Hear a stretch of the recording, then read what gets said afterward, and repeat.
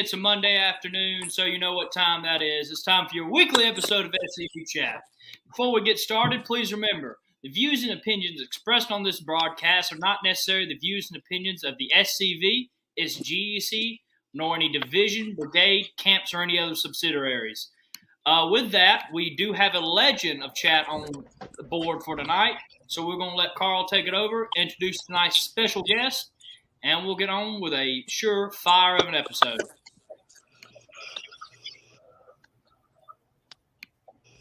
Hey, glad to be here. I appreciate y'all asking me to do this. I don't know what in the world gave y'all the idea to let me host the show, but it is what it is, so I was happy to do it. And as soon as I was asked, I said, I know exactly who I want on as my guest. Two of my real good friends, Killough and Mutt Cooper. I'm going to give y'all a little background on these two guys. Mutt, and I actually met Mutt through Rock. And I knew Rock for about 30 years before he knew who I was. That's because when I was a young boy, I used to go buy music. My dad taught me to save change up in a tube sock.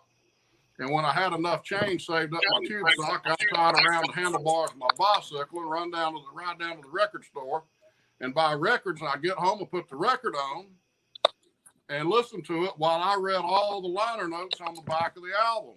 And the very first two albums I ever bought, I was about 12 years old, maybe 11 or 12 years old. The very first two I ever bought, guess who was playing on them? Killough. It was Whiskey Bent and Hellbound by Hank Williams Jr. and Habits Old and New by Hank Williams Jr. And if you look at this picture, I think y'all know who that guy on the right is with the long ponytail. That's Willie Nelson. Next to him, Rock, correct me if I'm wrong, I believe is Don Gann.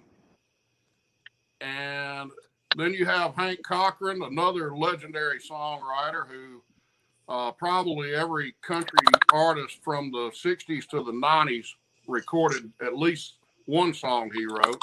And then next to him is our guest tonight, Killough. This is from Austin City Limits, I believe in 1981.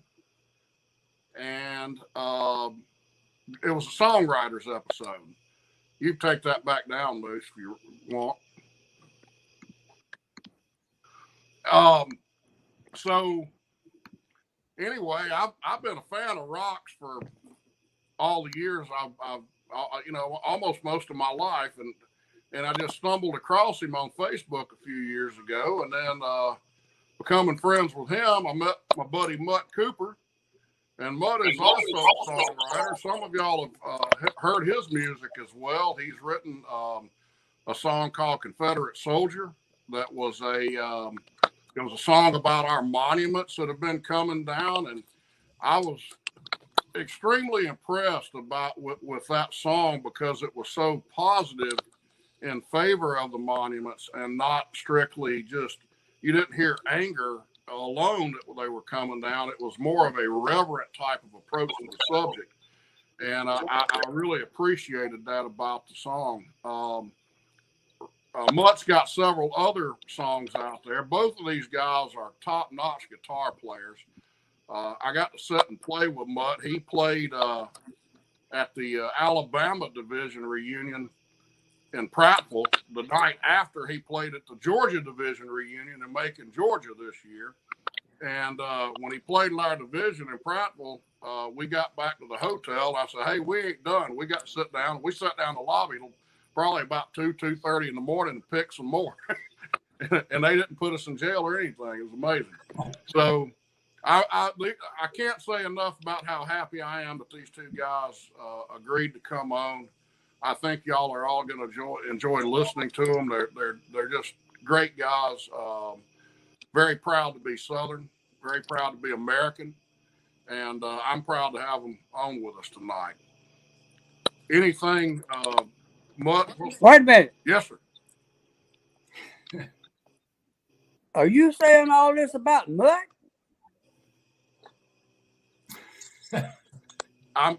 He cut out on me. I didn't hear the whole statement. He asked, was you saying all this stuff about me? Are you saying?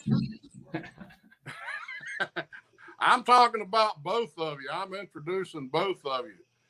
I didn't tell y'all. I don't think who all Rock is written and recorded with, but in addition to Hank Jr., I mean, he had several songs recorded by the Oak Ridge Boys, Sammy Kershaw, Johnny Rodriguez, Brenda Lee, Jeannie Seeley. He had a #1 hit on the soul charts, and I don't think he even knew that until it had hit #1. Is that right? Am I telling them right? Latimer. Yeah. Yeah. So let me ask y'all. Maybe all of nothing. You did what now? Huh? I didn't catch that. I said it made me all of nothing. It made nothing. Well, it made you a #1. How many other country writers have and they say on the soul chart? And they say you can make a lot of money songwriting. Well, someone did. Yeah. Any of y'all that have heard? I have to tell. We got some young people out there that watch the chat that aren't familiar with some of the music back in the 60s, 70s, 80s, and 90s, back when they were still making good music. But if you pick up the album, in my generation, everybody knew when I said, "Hey, Outlaw Women's on the radio." Everybody knew what I was talking about. That was Hank Jr. Well, that's Rock Killough playing the harmonica on that song. So there's a ton of albums from that era that this guy either wrote songs on them or played on him himself. So I mean, we really, I'm very proud to have you on tonight, Rock. It's a highlight of all the. I can go ahead and tell you, I've been on the chat about 6 times or so now, 5, 6 times. This is already my favorite episode. We ain't even filmed it yet, so. That being said, well, thank you for the kind words, Carl. Thank you for the kind words. That being said, Rock, I know you grew up, I believe, in Greenville. Is that right? Butler County, Alabama. Am I correct about that? Yes. And your music, yes. And Mutt and I have talked about this several times. When I listen to your music, there is such a blend of different styles in it to me. Who were some of your influences when you were learning to play and really, getting into playing music?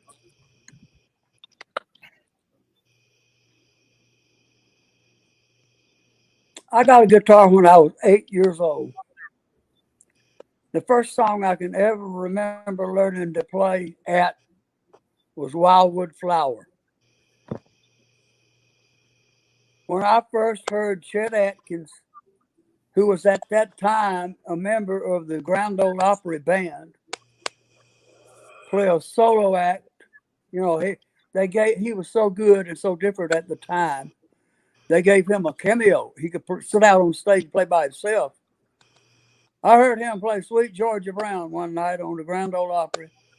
And from that moment on, all I ever wanted to do was be Chet Atkins, as far as a guitar player went.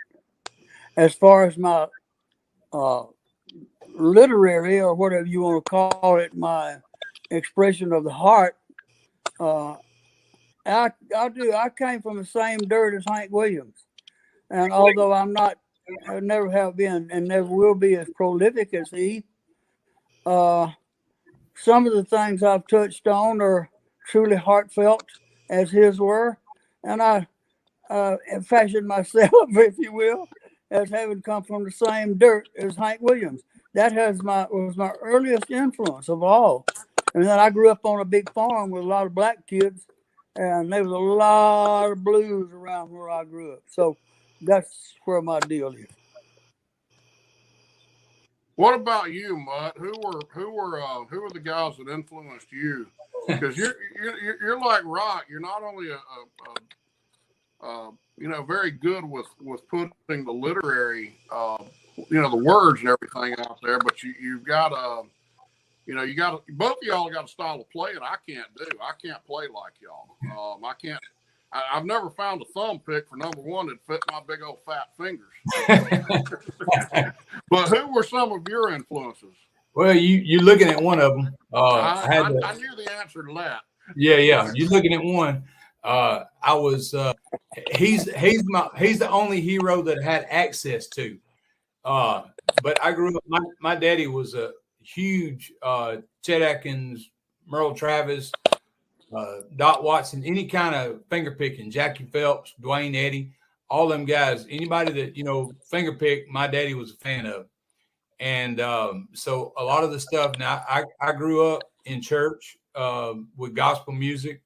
I grew up going to an old black church down in Tuskegee, Alabama, and that's just if you will, a different kind of worship and praise kind of songs you get than you do with regular church, I guess you call it. So that was a huge influence. But as far as the thumb picking and stuff like that, getting to hang out with Rock growing up and learning all the stuff that he did, getting exposed to people like Ry Cooder and Little Feat and good, just really good music, Marty Stewart. I mean, a list of thumb pickers and goes on forever, but all those people, Mississippi John Hurt, all those folks were influences on that. And I love blues, gospel, and country. I like country and Western, but I'm a real big fan of and bluegrass music. So it's a kind of a menagerie of that influence. And you're actually originally from Alabama as well. You grew up in Alabama also, is that right? Yes, sir, I did. Okay. And people, only thing I can say about that, like Rock said, being from the same dirt as Hank Williams, people from the South, if you ain't from the South, you don't get it. And I'm sorry if you ain't from the South and you're listening, but if you ain't from the South, you don't get it. We come from the same dirt. You can feel it. It comes up through your feet growing up barefooted. And I play barefooted most of the time, but you can still do. Yes. But you can just feel that energy, coming up into your body. And it's just it's hard to put into words, but it's a feeling. I know when I was young, I can remember. Amen. I can remember as a young child, when I was growing up, my mom said I would sing myself to sleep at night. Before I could talk, I was humming music. And I think a lot of that was because I had a father that sang and played the guitar. I had a mom that sang. I had a couple of uncles that were pickers. My dad had several friends that were musicians as well. And when the two of them were married and I was young, up till I was about 9 or 10 years old, it seemed like every Friday and Saturday night, either everybody was over at our house or we were over at somebody else's house.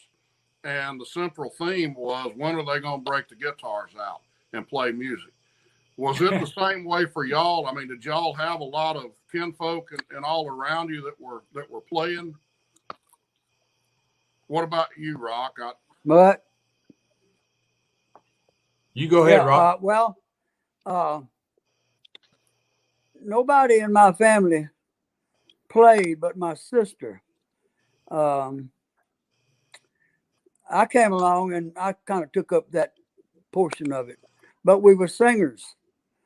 My mother and father were excellent singers, and I started singing with them, and we had a trio. When I was about 8 or 9 years old, I got to where, I was singing soprano, and she sang alto, and he sang tenor, and so we sang down at Damascus Church every Sunday of the earth, and at the Conservation Club and places like that, old time gospel music.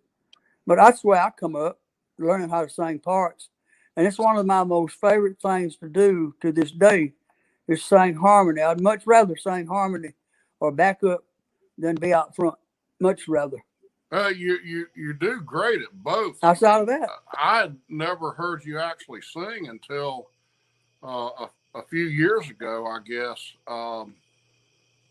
As far as out front, but you know, your voice, even as a lead vocalist, to me is just. I mean, I don't know how you go through so many ranges and registers. I can't do that. I'm impressed by that. Carl, You did some background vocals. I know. Carl, correct me if I'm wrong, but you and another one of my favorites of all time was Sonny Throckmorton, who I know is a good friend of yours, and I think y'all did a lot of the backup vocals on Habits Old and New for Hank Jr., did you not? I did backup vocals on Hank Jr.'s. That I worked with him on 2 albums. 2 albums. Me and Throckmorton did a lot of backup vocals on some of Hag stuff, and a lot of the vocals we did. I tell you how it works. When Throckmorton was hot, he was really, really hot for about 5 years in there. Every Monday morning at Tree Publishing Company was Throckmorton's time in the studio. We started about 9 o'clock when everybody was coffeeed up, and we'd go until he was through. And he'd normally bring in 2 or 3 songs every week. And we sang, him and me and Cliff Cochran, and sometimes other people, but mostly me and him and Cliff sang backup harmonies on all of his demos. And by Friday afternoon, 2 of them would be cut, and they'd use the exact same demo tracks that we put down. That's the problem about doing what they call master demos. It gives the producer of the record, you don't have nothing to do. He just copies the tracks. But that's the way we got around. And I did a lot more background singing than Throckmorton did. I had to make a living. He was rich as a songwriter, Yeah. He wasn't worried about that. Well, I know that was the only album I could ever recall him singing background vocals on, but I knew you had done that on several of them. I remember Sonny's music predominantly from, I know he wrote some songs for Haggard. One of my all-time favorite songs was The Way I Am, and he wrote that. And I mean, I love that song. I'll tell you one of the reasons I love, and this is another thing I think about Southern music is, so much of it is based on our experiences as people, and it reminds us of a time or a place or a person in our lives. And that was kind of the way that song of Sonny's was with me. It reminds me of my best friend's father, who was like a second father to me. So I have to smile every time I hear that song, and there's a lot of them like that. And Rock, I've noticed, and I want to get into this a little bit later, but I've noticed the same about your music and Mutt as well, both of y'all, that so much of what the two of y'all write, and I used to write. I always want to be a songwriter. That's why I like songwriters so much as I do the actual performer, sometimes more. But it just seems like that the really good songs, you can tell the person who wrote it, there's a personal experience in there somewhere, even if the song that they're writing is not entirely true. It may be fictitious, but there's a hint of their own life experiences in it. And I noticed that in both of y'all's music, especially one I'd like for Mutt to talk about, and that's the song about his uncle, which was called Tom, I believe, the Vietnam. He was my cousin. Cousin, okay. Now, that is a good song. You want me to talk about it now? Tell us how you came up with that. I mean, I know you and I have talked, and you're like me, Mutt. It seems like sometimes you'll get an idea and dwell on it for 2 years before you actually sit down and it hits you and you sit down and write it. Was that how that song came about? Well, it was it kind of came up. Rock was a huge influence on me, my picking and singing and stuff like that. When you can sit right in front of when you can sit and watch the person make all that music come out of that guitar like that is fascinating, especially somebody young that's trying to soak all that up. But the other person that was a big influence on me was my cousin Tom. He was a Vietnam veteran. He was from Lochapoka, Alabama, so he's a country boy too. And that Lochapoka is right down below Auburn, just a few miles, not too far. And but Tom and I had in common. He rode Harleys, and when he came back from Vietnam in '71, I think it was, he had a '71 D28 Martin, and I have one. All right, come on. And Tom actually did some work up in Nashville, doing some lead picking and singing, kind of like that Dot Watson style. So he would spend, and I didn't realize at the time, I'm an occupational therapist now at Martin Army Hospital, and I work with veterans and active duty, but I didn't realize at the time he would sit there all day with me playing music, playing guitar.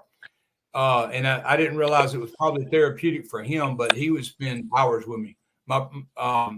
So I really, really learned how to play like he did. And the song came about when he actually was in the VA system and stuff like that, and he had a hard time. That song, you can peel and stick to about 75% of your Vietnam veterans. The only time it mentions Tom is actually in the title of the song. And when I wrote the song, he passed away, and I went to see him right before he passed away, and came home and started the song. And to be honest with you, when I first started writing it, a couple of the lines in there were what I call fluff lines, or just things I thought people wanted to hear about him being a truck driver and playing in Nashville and all that other stuff. And I finally threw all that stuff out and just put the facts out there that he was a veteran. He did have his own demons and stuff like that. And it's just pretty straightforward from there. Well, it goes, when you listen to the song from the first line or two, you can tell where it's going. And I mean, it's as the son of a Vietnam vet, you don't want it to go there, but you know where it's going. Yeah. And I think that's what makes it personal to so many people. I mean, for every Vietnam vet, you got those that came home, you've got 2 or 3, 4 offspring. And so you've got this whole new generation that, to me, it kind of puts into perspective, what those men were going through. And I think that leads me to another point, which is real quick, if I can interject right there, sure. is all of us, especially, I'm not saying people up north didn't serve in the wars, because they did, but I'm saying especially down here in the South, most of all of us, we come, our third great granddaddies fought in the Civil War. My granddaddy was born in 1907. Most people go, well, you were born in 65, but I grew up with older people. I was a late comer to my mom and daddy, but my granddaddy and his brothers were all in World War II. My daddy was in during the Korean War. My brother was just missed the Vietnam War, but Tom was there and a bunch of cousins were.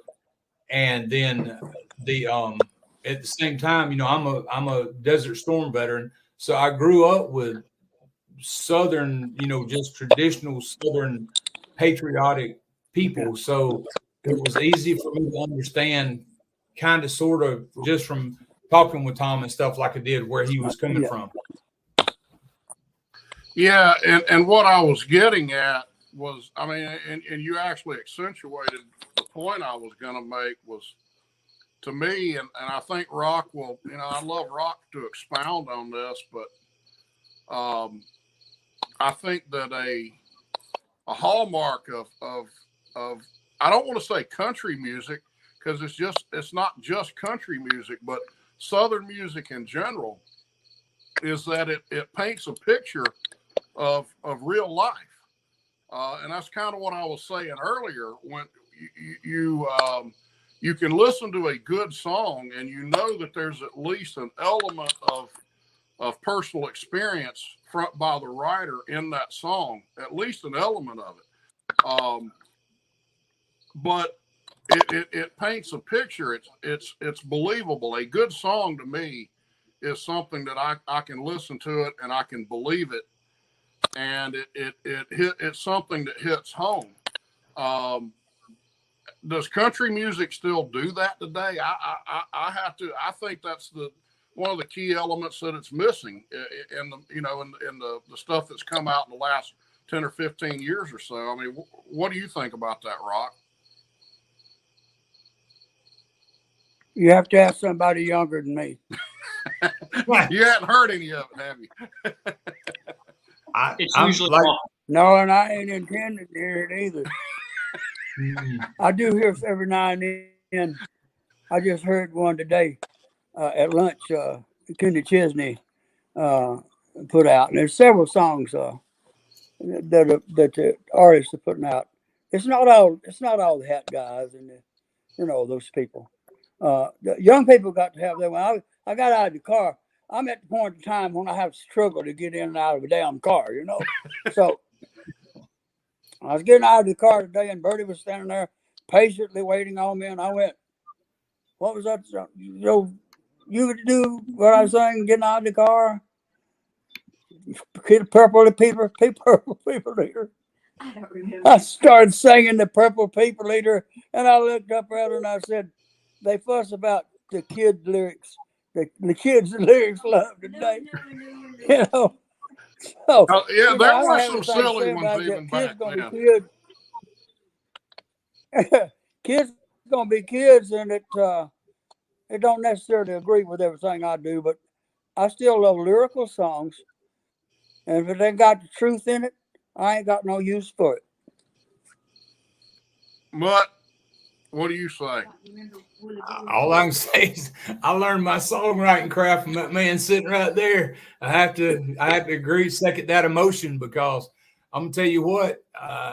I mean, you could walk out in my yard and write a country song today, as long as you got that snap beat. Because I got a truck, I got a dog, I got chickens, I got a hog.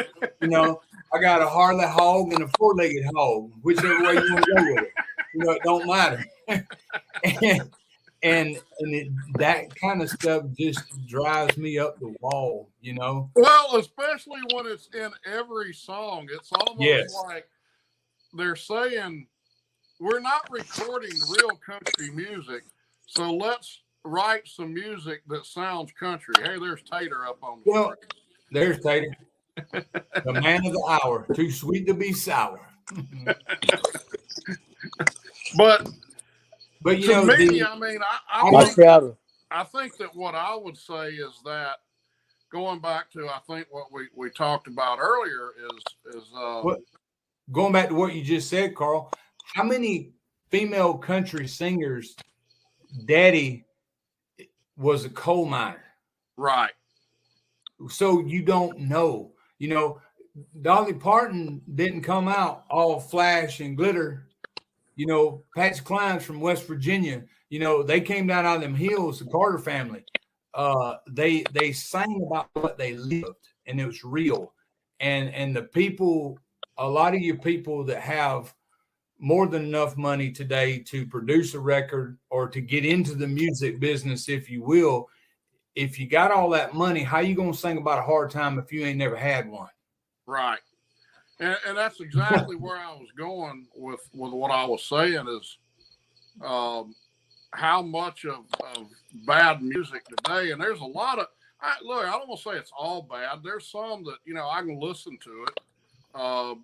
There's some that's actually really good, but in general, when you turn on, and a lot of it ain't on country radio, they won't play it. There you go. I was about to say, I think you can hear, I think there's some good country music out there today. You just won't hear it on mainstream radio.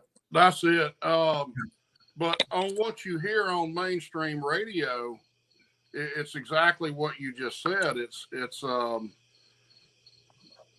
I listen to it and I'm thinking it's all about the beat, and it's not about the life experiences anymore. I mean, because you got writers that probably are, you know, their focus is putting some catchy lyrics together, but there's no depth to it. They didn't have any life experiences, and it's so, you know, the way we make it country is we'll put whatever beat, whatever instruments we want on it, put the snap track in there, and as long as you mention tractors, trucks, and beer, well, it's automatically a country song. Oh yeah. And at the same time, you know, you reverse that, and you go back to the early and mid '80s, and you had some songs that at the time were kind of what we would well, even back to Patsy Cline. I mean, you had some stuff that were, you know, that we would consider crossover or pop crossover country, and it had a more of a softened, less twangy, you know, country tone or instrumentation to it, but the lyrics were still very good. I mean, it was still good music. And I like what Waylon Jennings said one time, you know. He said, you know, I can record a pop song and it's still country because I'm country. And there's a lot of truth to that. And I know Rock, I know you had some songs that, one of them that off the top of my head was a song I believe the Oak Ridge Boys recorded called "We Loved Each Other Every Now and Then." And that was, am I right? They recorded that. But that song was not, it didn't have the steel guitars in it. It was more pop oriented, but it was just a damn beautiful song. Still is. Yeah, you're right. Yeah. Let me tell you, I want to say something about the record industry and the recording radio industry. We're talking about shiny objects here, boys. We have allowed over the past 30 years or more, because of the pressure of society, to allow our children to be raised by other people in kindergartens and whatever it is that they put them where they go to work. And the way you keep a child's attention is with a shiny object. That's the way that your radio music is today. These people that are big stars today will never be heard of again. It ain't like us remembering George Jones and Lefter Frizzell. Right. Yeah, and I want to shift gears on that because you kind of touched on it there, Rock. You reminded me of something. Mutt and I were talking on the phone, I don't know, a month or so ago, and he was telling me that he had gone out and he was telling me about the Killough and Eckley album, and which I didn't even know existed. I never heard it. By the way, I recommended a friend of mine. Neither does anybody else, Carl. But, hey, I reckon when as I said, it was a month or so ago, it was probably 6 months ago we were talking, but I recommended that. I was telling a friend of mine about it, who's a SCV member from California. He's in the there it is right there. He's moved to Tennessee since. And he went out and found that album online and bought it. And we were talking about it. He said, man, that. Good God, man, it's worth a fortune. He said that album is over the top. He's like, man, the music on there is so great. And I said, I bet you didn't know where to classify it, though, because rock has blues, soul, country, bluegrass, everything all mixed together. And it's just music. And I, you know, I had a question in there somewhere, and I think I lost my. Oh, I remember what it was. When Mutt was telling me about this album. Are you stoned, Carl? Not that no, but I haven't eaten since 9 o'clock this morning, so that might have something to do with it. When Mutt was telling me about this album, he was telling me that about digging up an interview with you. From a small town in Texas, when you and I think, Dan Eckley were out promoting this album. And Mutt, I'd love for you to tell me what the quote was. This was in 1977, am I right? Oh my Lord. I wish I'd known you was going to ask me that. Did you, hey, do you want to do that commercial? And then I'll see if I can get it real quick. Yeah, we'll go ahead and do a commercial real quick. Before we do our commercial, please remember our sponsors. They're scrolling across the bottom of the screen. Victory Flags and More, and of course the Confederate Legion. Both great causes. Victory Flags and More. You can go to www.victoryflagsandmore.com and remember to go change the narrative by going to MakeDixieGreatAgain.org. There is a place nestled in the rolling farmland of southern Middle Tennessee. A home constructed in 1837, nearly lost to the ravages of war. Saved by a servant and a Confederate general. A place where families loved and lost. If walls could talk, what stories could be told? If a place, a home, can feel love, loss, pain, surely this is one of those places. Nearby is a more recent structure, and inside are the stories of heroes and heroines, stories of battles won and lost. Stories of sacrifices made by the people of its native soil. A place that will tell the true and complete story of the Southland and the war fought for its freedom. From the causes that led to the conflict to the modern-day struggles to protect Southern history. Historic Elm Springs and the Confederate Museum at Elm Springs are the general headquarters for the Sons of Confederate Veterans. A place where the story of the Southland and its historic struggle is preserved and told. Come and discover your history.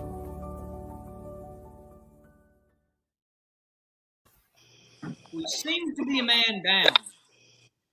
I'm going to be working on that.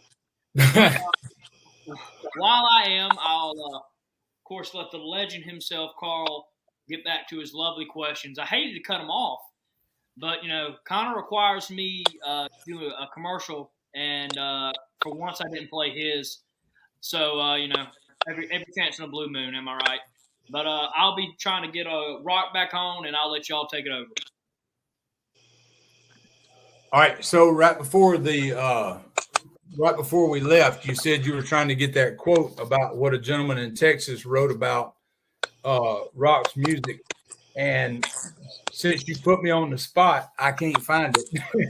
Well, the quote I was interested in, the specific one was, this was, I think, 1977, and Rock had a quote in that article about the South in general. Yes.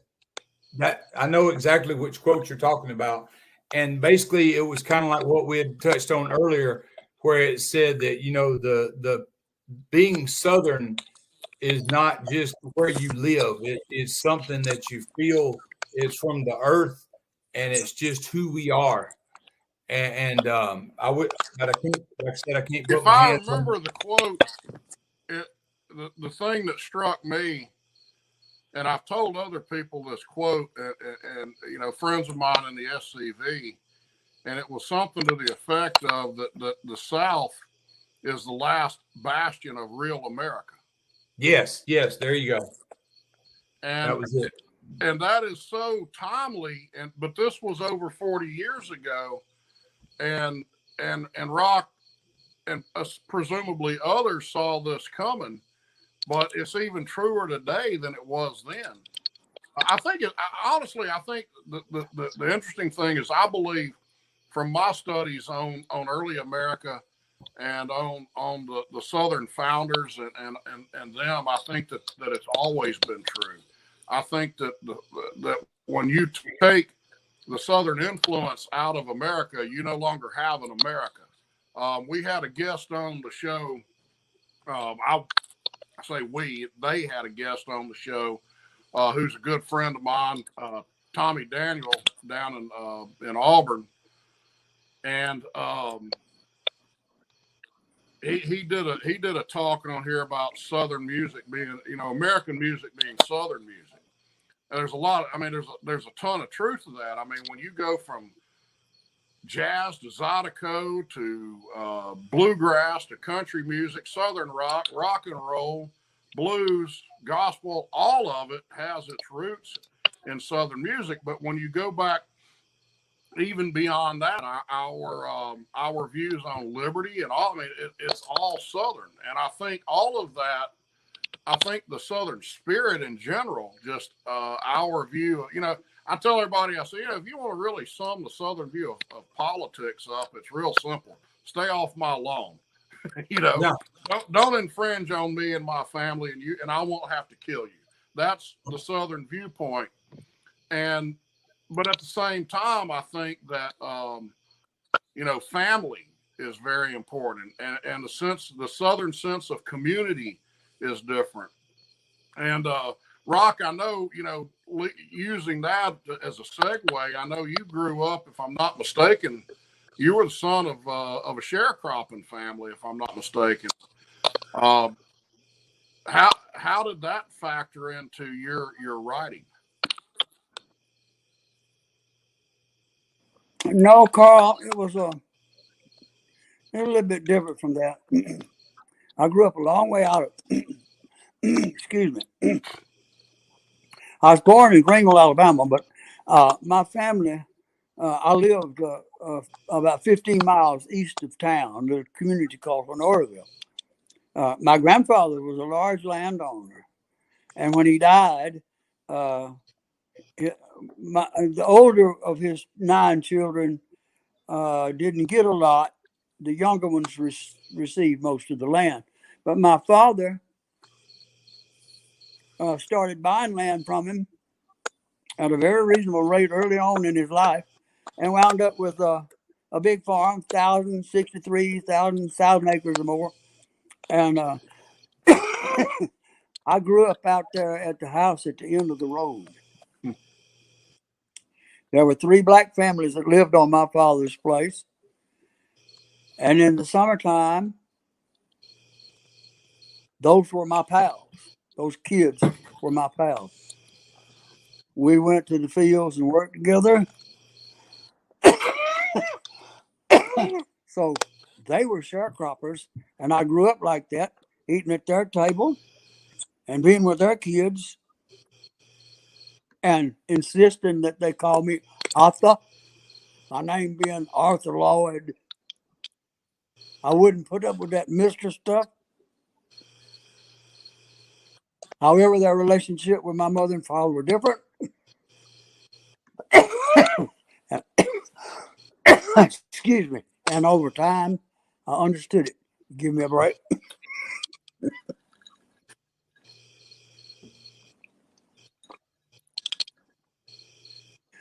That's where I got the black influence.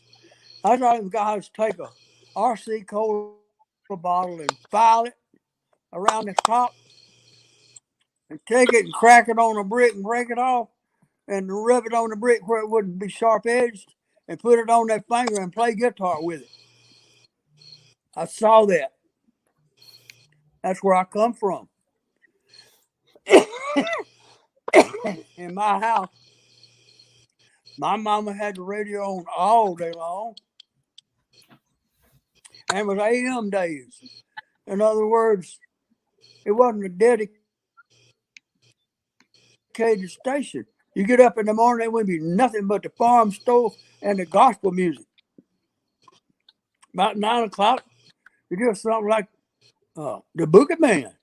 It'd be nothing but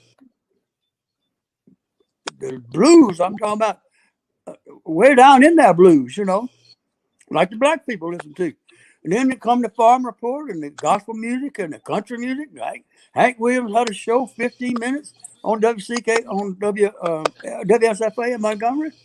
Every day at 12 o'clock, I was inside listening to Hank Williams music. He had a 30-minute radio show. I mean, it was all around me. Big orchestra music. It was on all day long, every day of the earth.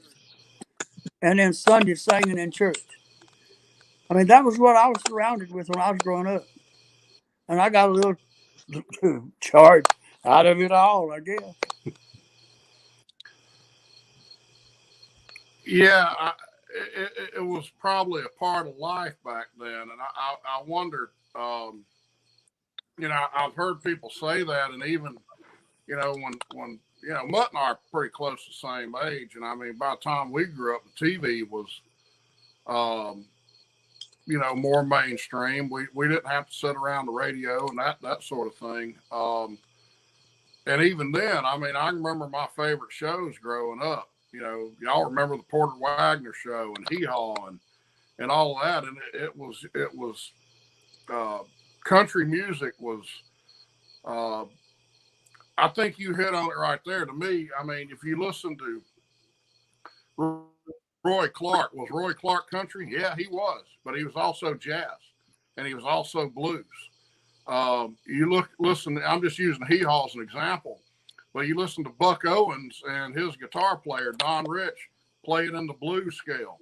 No question in my mind, blues had influenced his guitar playing because he's playing in a minor pentatonic scale, which wasn't, that wasn't normal at that time for country music songs. And so I think that the whole, the whole thing that ties all of it together, the different influences and everything, is I put it this way, like my buddy Tommy Daniel said, the ingredients that have made American music. Now, he was referring to rock and roll, but I think as all American music could not have come from anywhere else on earth but the South.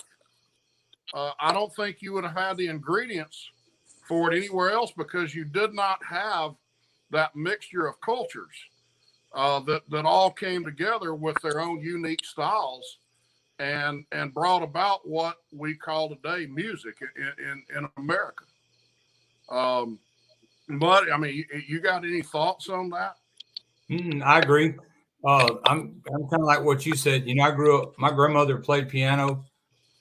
She didn't just play gospel music. She played the Alley Cat song, Under the Double Eagle, marches, anything. My mother played piano. My daddy was a bass player. Brother played guitar. So it was always music around the house, always something. But I think it's just that huge mixture and influence of whatever. It's just kind of like when you're learning, like my style resembles a lot of rock stuff, but it got a whole bunch of different pieces. I think people down here pick what they like and put it in their music and kind of mix it up in there.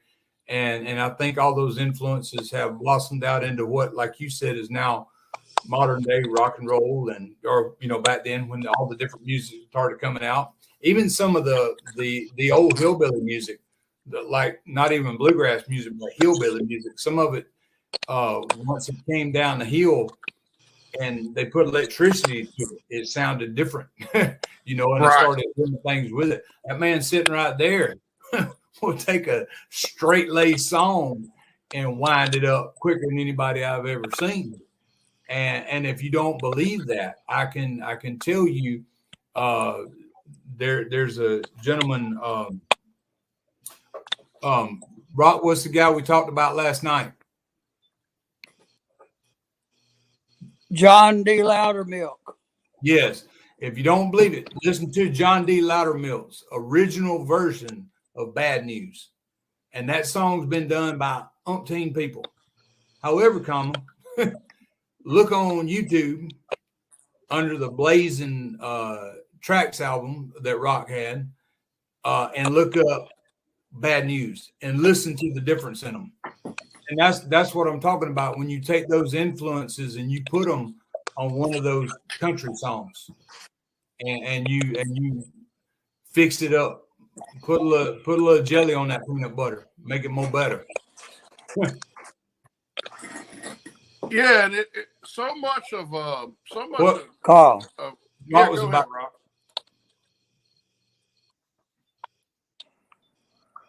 The black people and the white people of the South all come from the same place.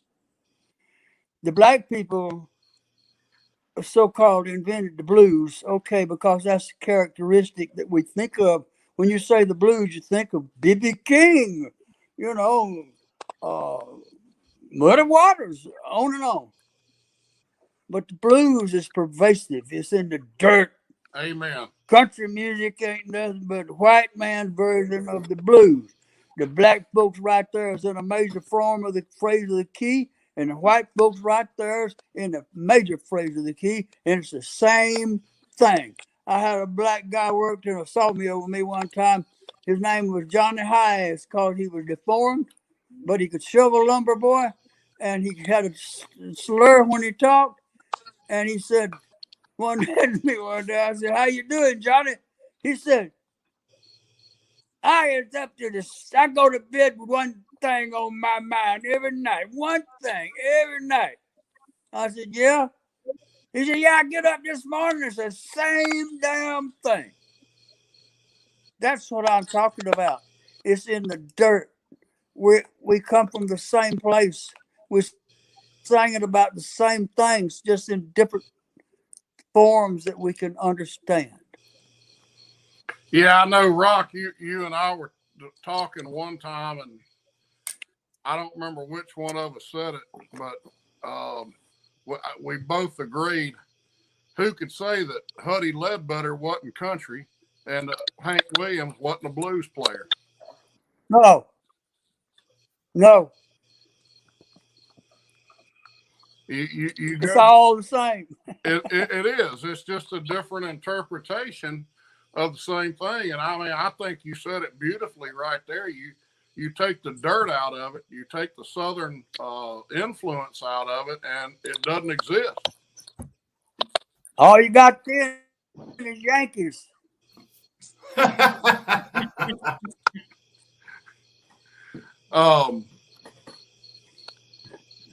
Mutt, you wrote a song that I'm a big fan of called "Confederate Soldier," and I mentioned it in my opening remarks, and it brought a kind of a sense of stability to me. I don't know if y'all know it or not, but sometimes I can be a little hot-headed, a little bit temperamental. But and a little bit opinionated, maybe. Yeah. Just check. But when I heard that song, I was sitting there saying, this song it's exactly how I feel, but you went about it in a different way. Had I written that song or something, addressing the same issue, there would have been a lot of anger to me, in my lyrics. And I think that the way you went about it was so much better because it appealed to, I think, a broader base of people. How did you come up with that song? And if you don't mind, I'd like for you to play it for us. I'll play it. I will tell you. You want to play it first and then explain it to us, or however you want to do it. I'll do that. I'll play it for you. Can you hear that? Can I take a nap? We'll wake you up when he's done,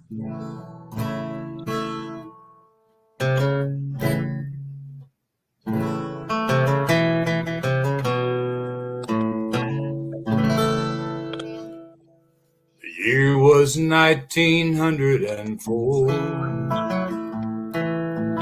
39 years after the war. The town turned out on the street, along with the ladies of the UBC. Confederate flags and wreaths were placed round and along the marble bays. Soldiers in uniform worn in the war, vanquished but Southern to the core. Leave the Confederate flag and statues along. Flag's not just a piece of cloth, statues ain't just stone. One's a reminder of those who fought and died. The other waved proudly, a symbol of Southern pride.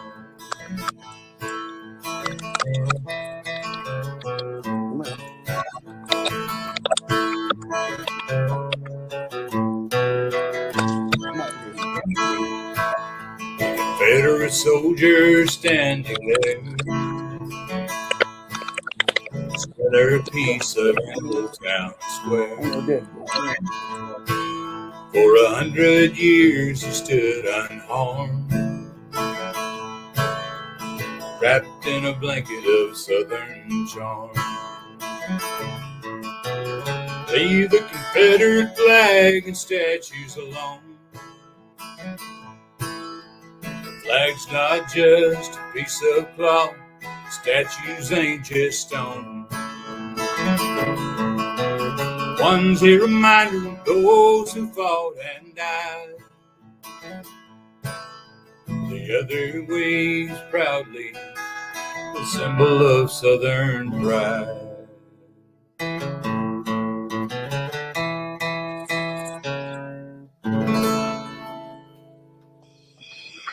There you go. I love it. I know there are hundreds of people out there clapping right now. Rock's clapping because I'm done. Tell me. Taught that boy everything he knows. Yeah, he did. I will tell you that song came off of about 4 different sheets of song writings, if you will. It's a menagerie of different ones. I would start out pretty much the first 2 or 3 versions of it sounded like what you said. You know, I don't know if I can say it on here or not, but I'm just going to say it was a little more violent reaction to the fact if you want to touch my Confederate flag. How about that? It was not a not so nice one. It was a little more of how I grew up and kind of in your face kind of thing. And I decided we have a lot of that, and all I've tried to learn getting older is a lot of times when you start out that way, you get met with that and nobody hears what you're saying. And you can't even hear what you're saying because you're trying to yell over the other person and it just gets all jacked up. So I thought if I went about it in the middle of the road from a historical aspect and a fact about just having Southern pride. My first blue tick was named Southern Blue Pride. I mean, so with that being said, trying to come at it from that angle of just being proud to be Southern and don't touch that because it's my heritage. And you know, first time I ever seen a Confederate flag was painted on the top of my daddy's Air Force cap that he wore in the 50s.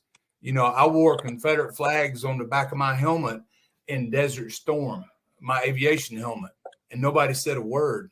You know, so and if anybody out there wants to doubt that, I got pictures to prove it because I knew one day somebody would question that. But that tried to come from it, like I said, from a historical, middle of the road. If you look at any of the old pictures from the early 1900s when they were dedicating the monuments, and, you know, most people try to tie that into when the Jim Crow laws were and all that stuff. And people obviously can't read a history book and they can't do math. Because they should realize that most of those monuments went up at the 40, 50 year, you know, there were certain marks when they were going up. It wasn't just in spite of something, if you will, you know, so that's kind of where it came from.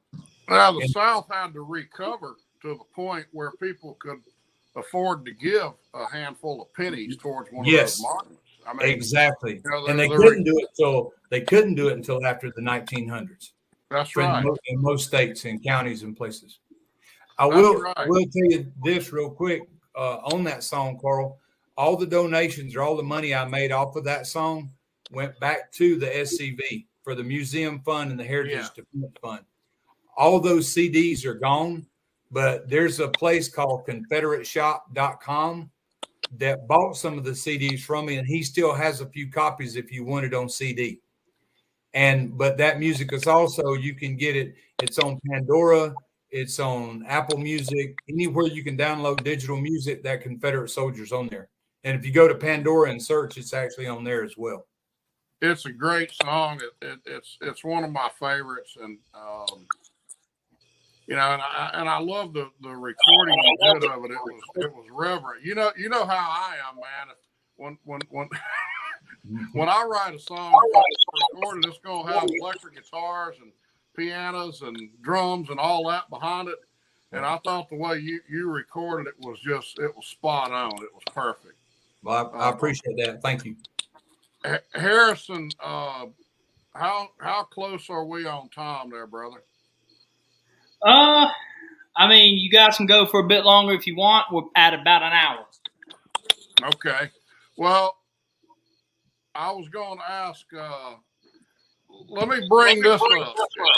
If y'all have noticed over the weeks and months that they've been doing the SCV chat, they close out with rare frop on about every show. And because I told that story, people think it's my story. It is not my story. I got that story from Rock Killough.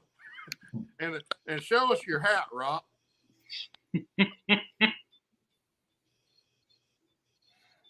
Rare frop.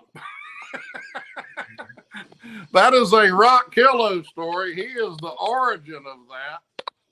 The SCV chat has co-opted it from me, or from Rock through me, basically.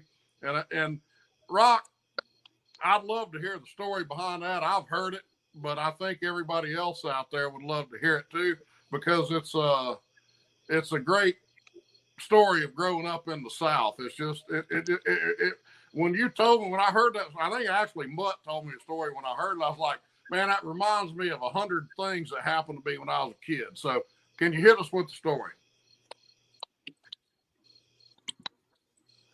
Okay, I'll try to cut it short. You understand this happened in about 1964, maybe? And we're talking about Southern vernacular here, Black Southern vernacular, when I give you this speech. Okay, what happened was me and a friend of mine decided to walk across the street from Ampex Corporation, where I worked when I was a student at Auburn to help pay my way, to get us some sardines and crackers one day, because we got tired of playing hearts at the office during the break. So we did, and we got over there, and it's one of those kind of places on a Y service station, kind of convenience deal, and all the people that drove trucks was in there filling up and getting them something to eat and all that, you know. And so me and John went on in there and got out, and we were standing under the portico looking at everything, all this activity going on. And we noticed over by the diesel pumps an overloaded pulpwood truck. Now, if you're from the deep South, you understand what I mean visually when I say an overloaded pulpwood truck. It's one of them tandem short loaders stacked about 20 feet high with pulpwood, such that if the wind blew, you'd think it would just blow it over, you know. So we're standing there saying, man, you know, I don't know whether I want to be standing there by that truck like that guy pumping diesel. So we both looked pretty closely, and there was a flat tire on the inside of one of the tandem wheels. John said, I believe he's got a flat tire. And I looked, and he did. And John hollered to the fella. See, he said, hey, fella, you got a flat tire there? And it was a black guy pumping fuel. And he was about 38, maybe 40 years old.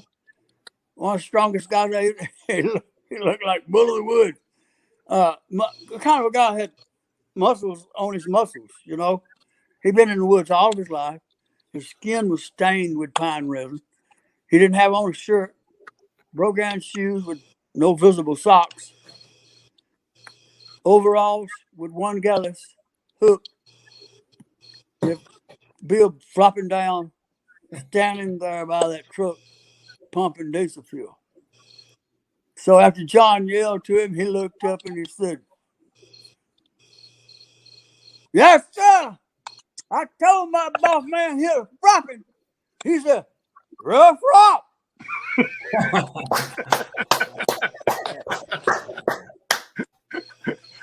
I never get tired of hearing that. You will not hear that story. What did I say? Rough, You won't hear that. rough rock. You won't hear that dialect anywhere north of the Mason-Dixon line. You know, and that's the funny thing is us Southerners, when you say ref rop, us Southerners, we know what the hell you're saying. Yeah. You know, you can read it in a Georgia. They think you were Russian or something, you know. Well, but you understand that what the man said, and I'll interpret it for your listeners. He said, "Yes, sir. I told my boss man it was flopping," which was their way of saying it was flat tire. And my boss man said, "Well, let her flop. Get that load to the damn pulpwood yard, boy."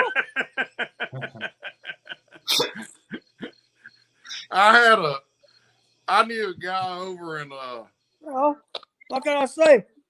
I knew a guy up in Western Tennessee one time I used to fish with. He had a buddy, good friend of his that kind of had a real thick backwoods Southern accent, and he was actually from Arkansas, and he said he was telling my buddy, he said, "Yeah, I was out this morning seeding them squirrels." And he said, you were doing what? He said, "I was seeding the squirrels." He said, "This guy walked around." He said, "I walked around for about a week trying to figure out what in the hell he was doing to the squirrels."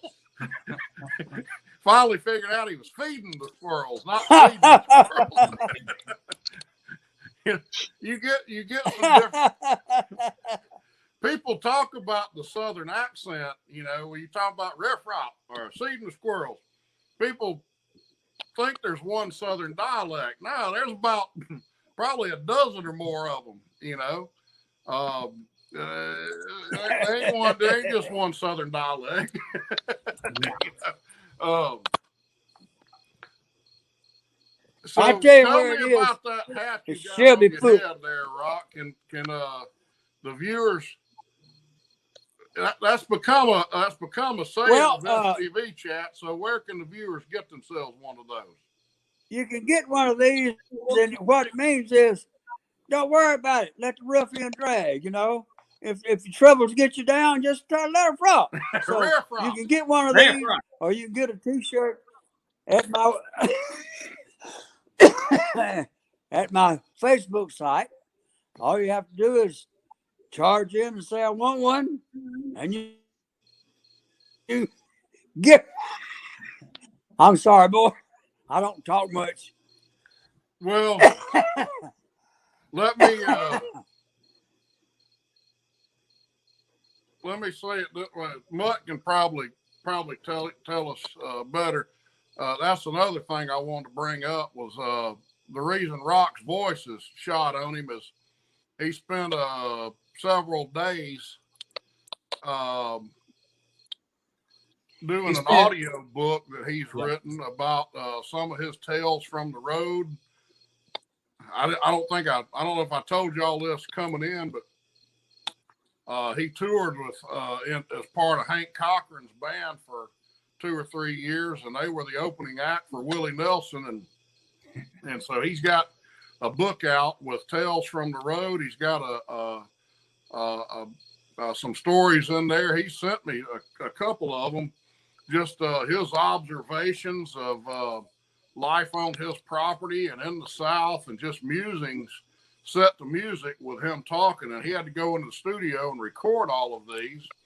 And so he's got a touch of bronchitis, and that's why he's coughing so much tonight. So, Mutt, would you like to tell us where if you know where we can get his book and his hat, and where people, if they want to hear more of his music, where can they go? One of the places you can look at is Rock Killough's Front Porch series. That's where a lot of the music is. You can also on Facebook. Yes, on Facebook. Yeah. And if you go to Rock Killough, there's two to three different websites for Rock Killough, or 2 or 3 Facebook pages. There's Rock Killough's music, and his Front Porch series. Go ahead, Rock. The Baleful Eyes where the stories are. And if you want the music, you can look on YouTube under Rock Killough Music. There's a bunch of stuff there. And for those that can't find in the chat, I did in their Facebook pages in the chat. SCV Chat will have them posted on their Facebook page, so you can support these guys, give them a follow, and stay in touch with whatever they do in the future. And with that, I would like to remind everybody that our book review for next Monday's show is The Problem with Lincoln. It should be a good one. Is that an open question?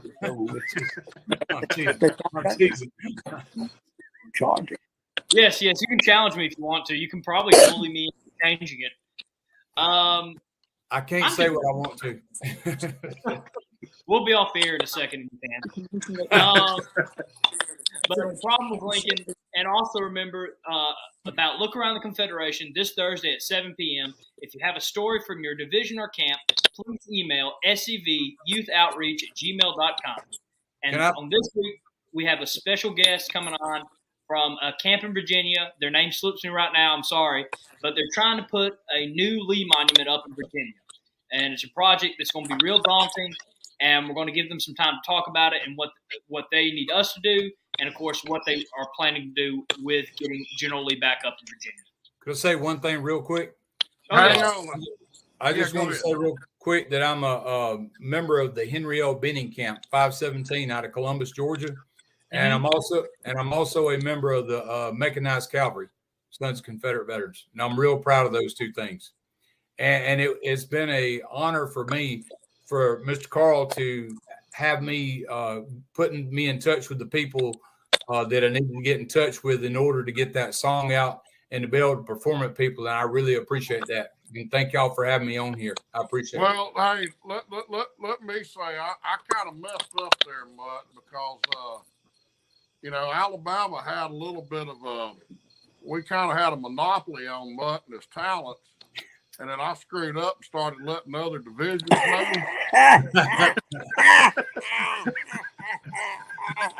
And he called me back in about the middle of June last year. Well, no, about the middle of May last year, right before the Alabama division reunion. Said, "Hey, what's the date of y'all's reunion?" I told him. He said, "Yeah, Miss Sally told me, Mutt, I think you messed up." He said, "I think you scheduled 2 gigs on the same night." And as it turned out, no, one was on Friday, one was on Saturday, but he was kind enough to come over and play ours anyway. But y'all treated me very. I've been treated real good by the Alabama camps. The funny thing was, the commander of the Georgia division came up to one of our guys and said, "How is it the young guy's name? Alabama gets more performances out of this member of the Georgia division than we do?" I was like, "Because we know about him." Y'all feed me. As a common sense, and I hope that this helps. And Mutt, why don't you tell us where they can get your music and where everybody out there listening, because I think a lot of them going to be interested. And look, and I want to tell everybody out there listening, we talked about 2 or 3 of Mutt's songs. There's a bunch of them out there. I watch and listen to every one of them.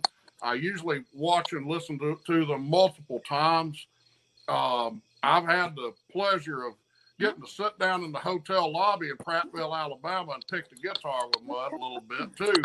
And so if y'all want to hear more of his music, Mutt, why don't you tell us where they can get in contact with you? You can get in touch with me on Facebook at Mutt Cooper's Decked Out. You can also contact me at muttcooper.com. Some of the CDs are on there. You can look me up on YouTube.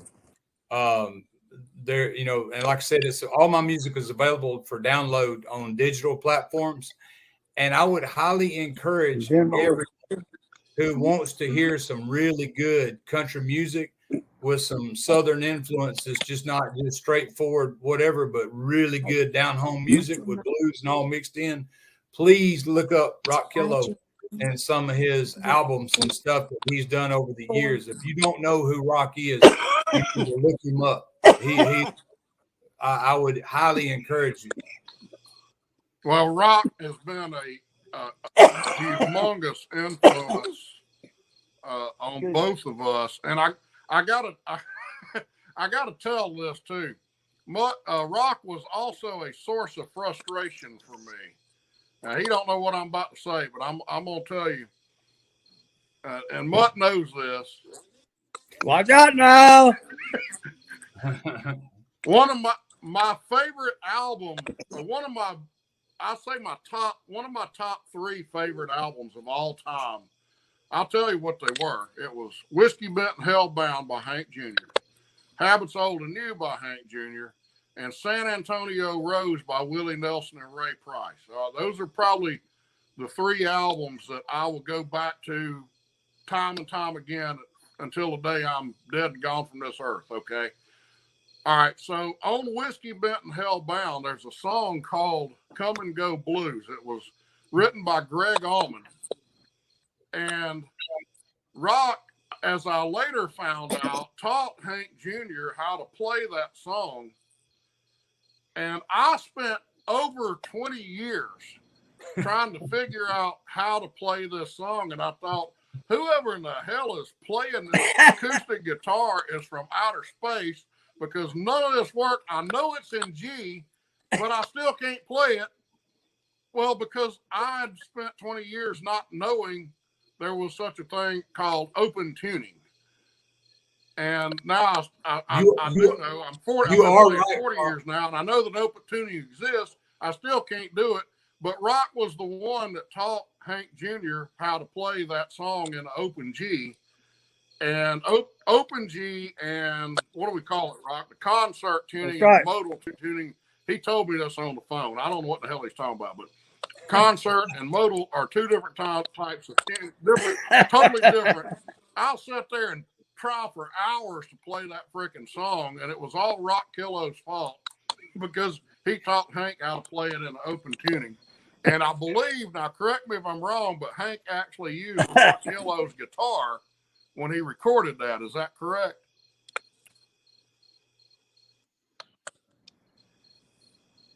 Yes, he did, because I had the only guitar. Now, I carried 2 guitars with me years ago. I carried one in concert tuning and one in open G, which is my favorite key to play in. Wrote a lot of my songs in open G, and I had an open G guitar there.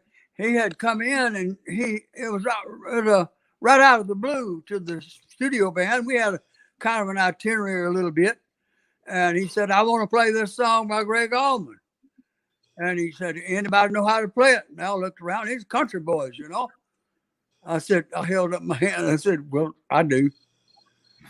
And he said, show me how, Hoss. So I took my G guitar out and showed him. He said, what the hell is that? I said, well, this is how he did it, and this is how you're going to do it if you're going to do it like he did it. And so I showed him how, and it was amazing. He was really quick. He was really smart.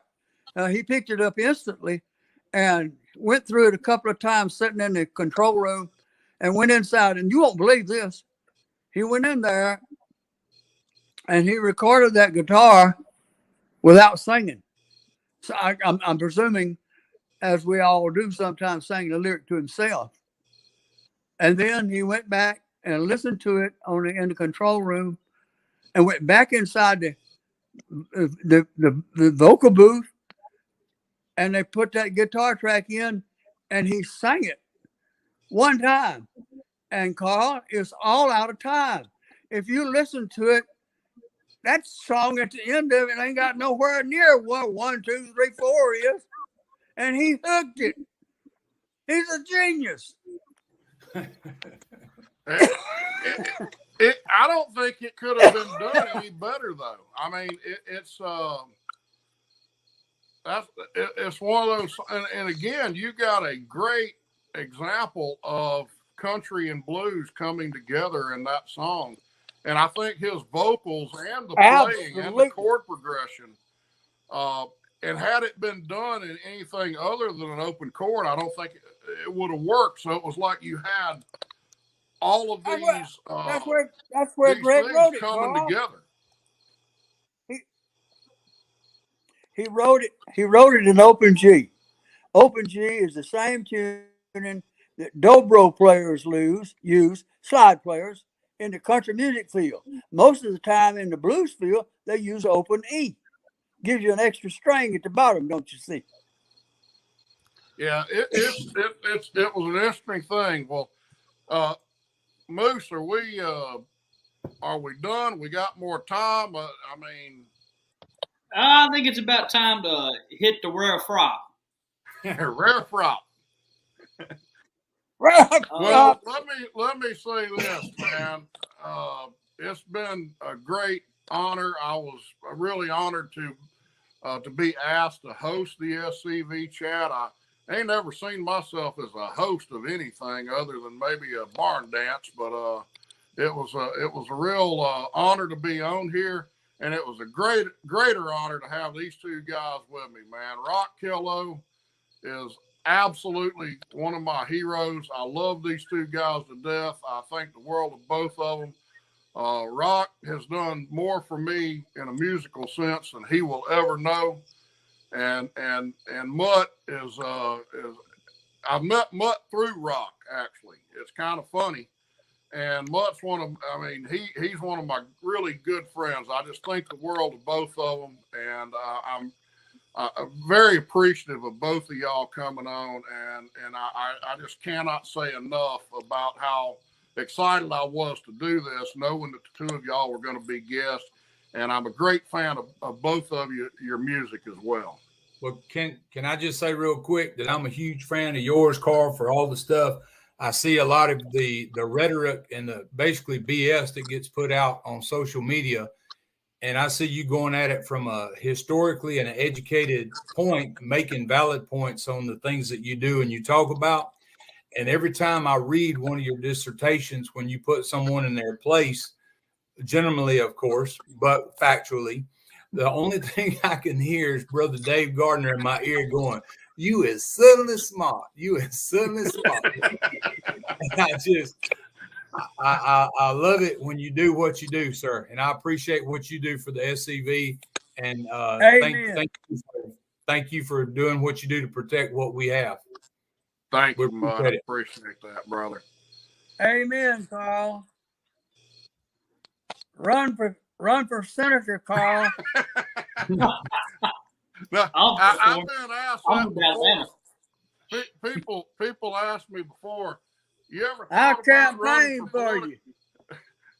People ask me before, have you ever thought about running for political office? I said, I wouldn't last. I said, somebody would question my integrity. I would challenge them to a duel, and I would win, and I'd be in jail. But your campaign slogan could be "Rare Frog." Yes, it has to be. It's required. Yes.